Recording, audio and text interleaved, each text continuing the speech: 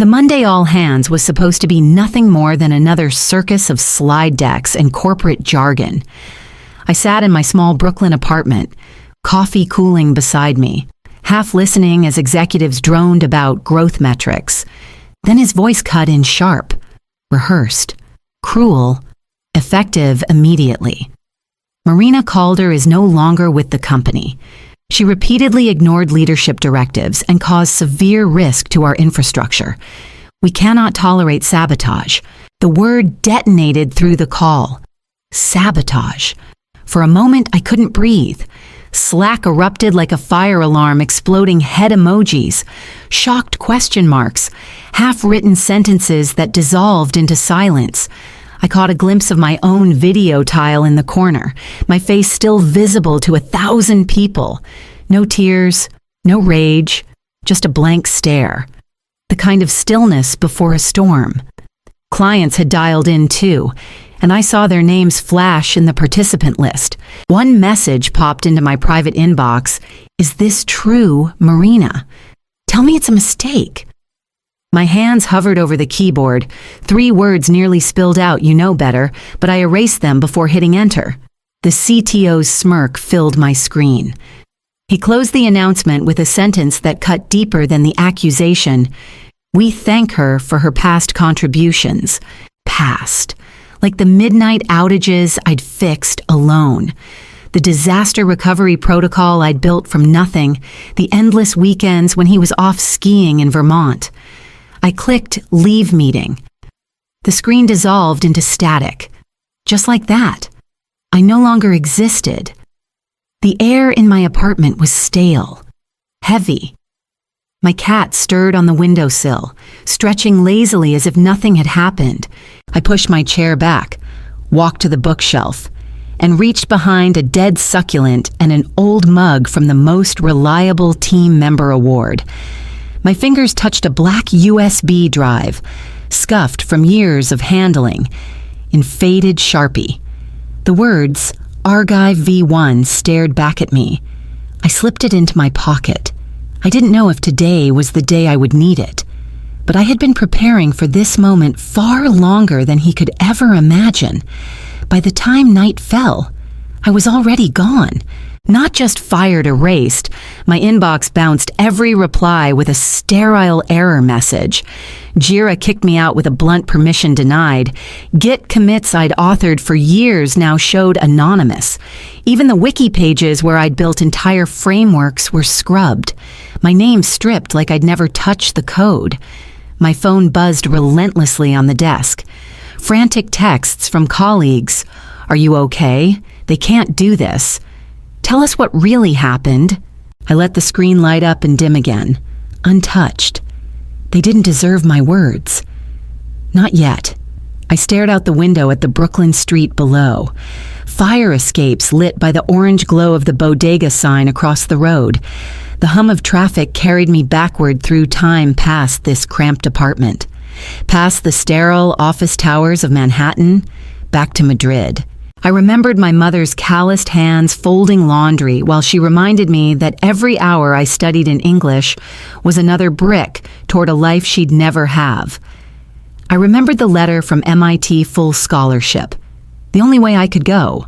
I remembered wiring money home from my first paycheck, the tears in her voice when she told me the rent was finally safe for the year. I had carried more than just code these past 5 years. I had carried sacrifice. Mine. Hers. Every commit I pushed into production felt like a receipt for the nights I skipped sleep, the family gatherings I missed, the moments I traded for uptime. And now, with one public accusation, he had tried to erase it all. I leaned back in my chair and let the silence wrap around me. It didn't feel like defeat. It felt like space room to decide what came next. If they wanted me gone, I would vanish so completely they'd believe their own lie. Because sometimes, silence isn't surrender. Sometimes silence is preparation, and I had been preparing for a very long time. 48 hours after that call, the cracks finally split open. The first alert came from a client dashboard I still had bookmarked.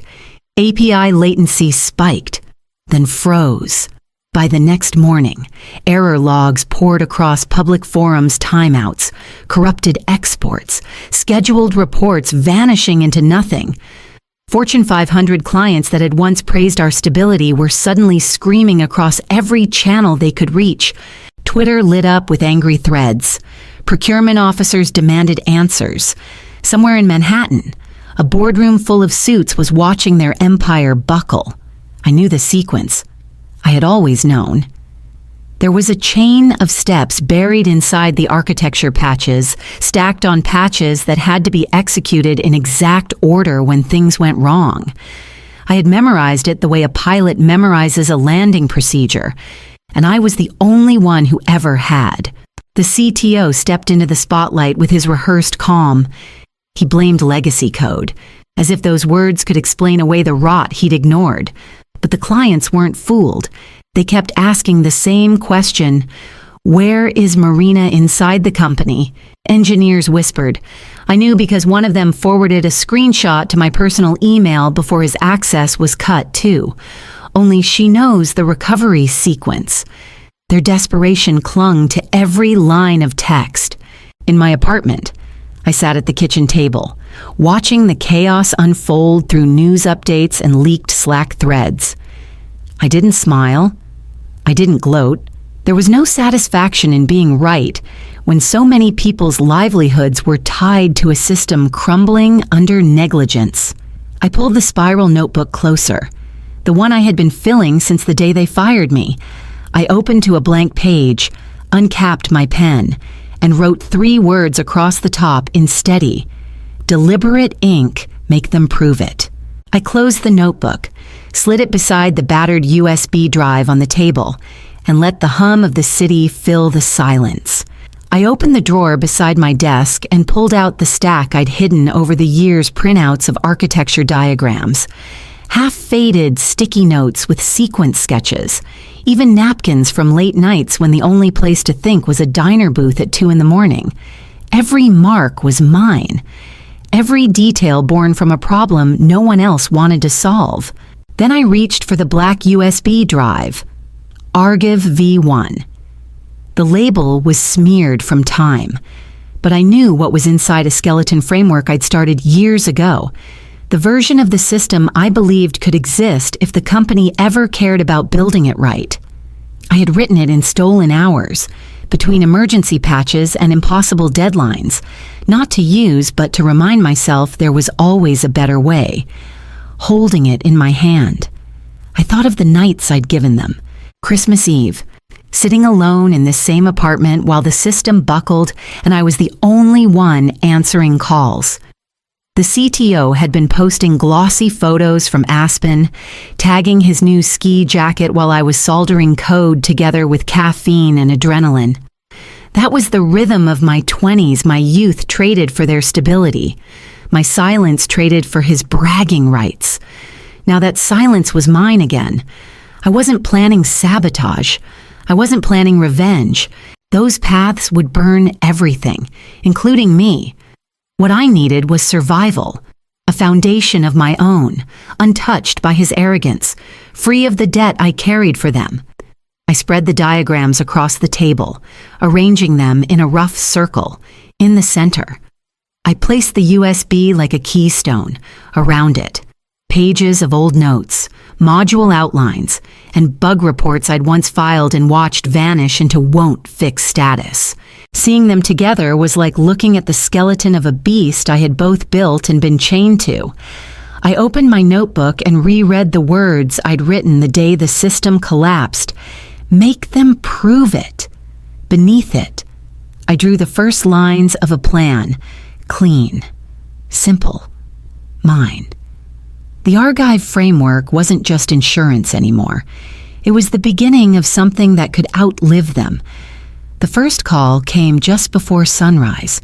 A client's number flashed across my phone, one of the largest firms I had supported for years. His voice was sharp, urgent, almost frantic.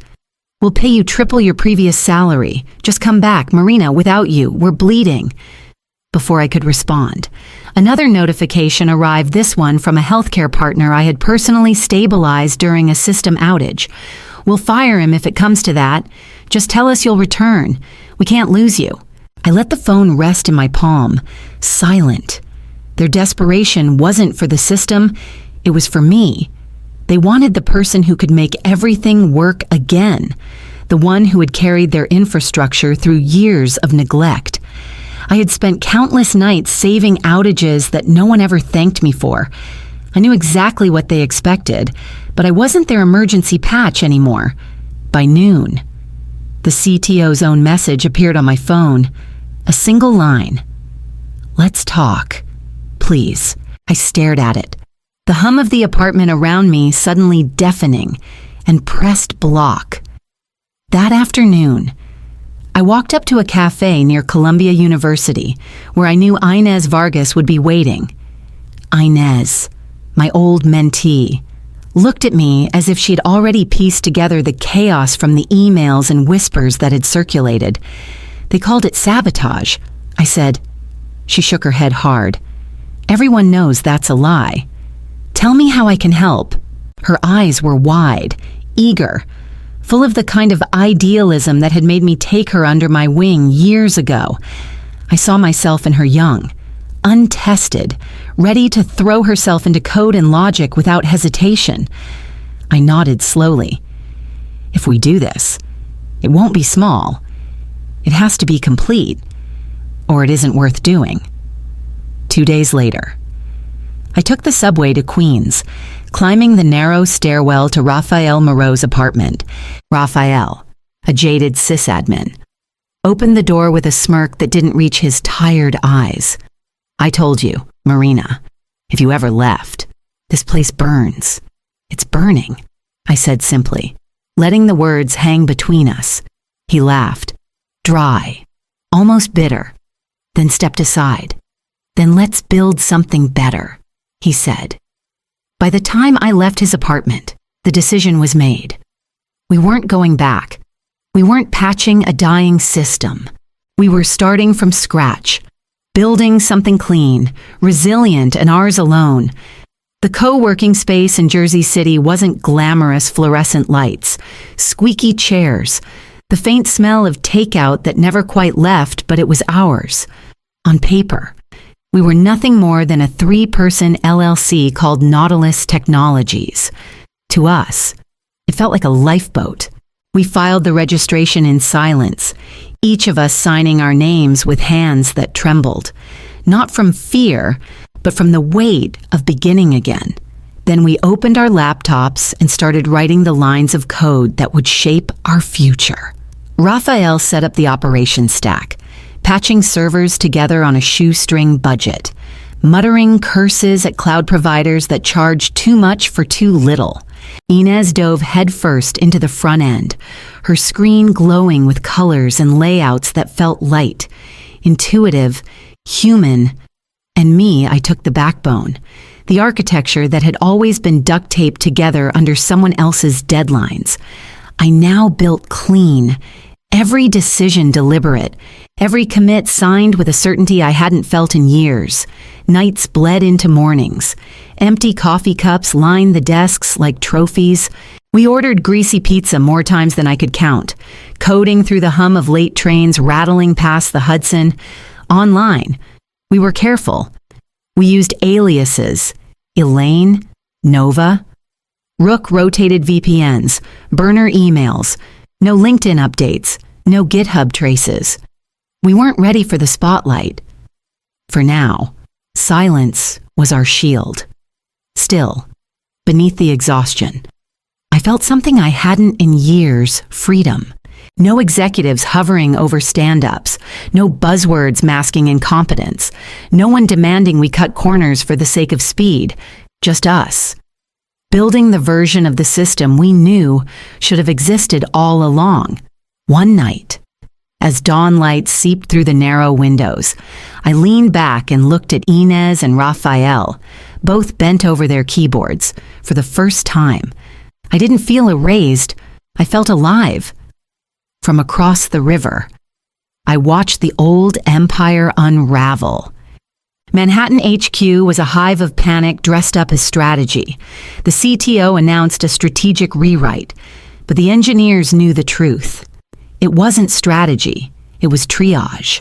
Internal emails started leaking, first in fragments, then in full threads.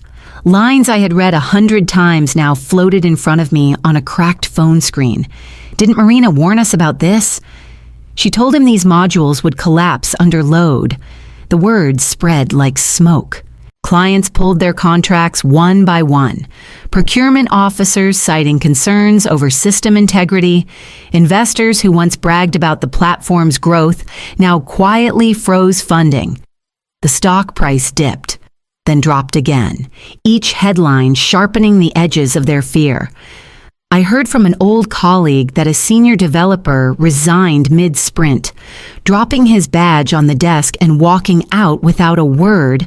Support tickets tripled overnight, piling into queues that no one had the capacity to clear.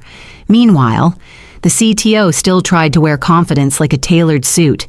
He hosted daily war rooms, barking orders about velocity and momentum, but behind the glass walls, even his own managers looked hollow-eyed. They knew the truth. The system was rotting, and no amount of bravado could hold it up. In the middle of it all, a whisper slipped into Slack. No one knew who typed it first, but the message spread in screenshots. What if she's building something new? I imagined the silence that must have followed, the weight of every engineer considering that possibility. Not sabotage, not revenge, just a clean alternative rising somewhere unseen in our cramped co-working space. The three of us worked through another night, the glow of our monitors cutting through exhaustion as Manhattan tried to hold its house together with duct tape. We built the foundation of something better. The article dropped just after midnight. Basilisk Dev. The Emperor has no redundancy. The title alone was a blade, but the content cut deeper, line by line. It dissected flaws only someone inside could have known, brittle dependencies, caching patterns that corrupted silently under load, architecture that should have been retired years ago. Every word was precise, clinical, undeniable. Screenshots circulated in Slack threads I no longer belonged to. I didn't need access. People made sure it reached me anyway. This has her fingerprints. One engineer whispered in a leaked message. Another wrote, "Only Marina would know about Falcon Bridge." I could almost hear their voices trembling through the text. The CTO tried to laugh it off. He called it industry noise in a company-wide memo, insisting that the platform was strong, but the clients weren't buying it. Procurement managers forwarded the post to their executives with subject lines like, "Need immediate clarification." Contracts were suddenly under review. Even the investors, once his shield, began circling with questions he couldn't answer. That night, I sat in a Jersey City diner, the kind that never closed, where the booths stuck to your coat and the coffee tasted like burnt tar. I scrolled through the article again, the glow of my phone reflecting in the greasy window beside me. My cup was half empty, but I sipped it anyway. Across from me, Inez leaned forward, voice low but urgent. "They know it's you." I set the phone down, felt the warmth of the mug between my palms, and let the silence linger. Then I said it, calm and steady. Good. I didn't smile. I didn't need to. The article wasn't a confession, it was a signal. They could fear a ghost if they wanted. I was fine with that. Outside. The neon sign of the diner flickered against the night, the hum of traffic rolling past. I slid my phone into my pocket and stood, ready for the next move. The courthouse smelled of paper and old coffee, the kind of air that clung to you no matter how long you sat. I took my place at the plaintiff's table, my hands resting flat on the wood, my expression unreadable. Across from me, the CTO adjusted his tie too many times, his knee bouncing under the table like a faulty piston. His lawyer rose first, voice smooth. polished, almost smug. Your Honor, the plaintiff knowingly signed a 1-year non-compete.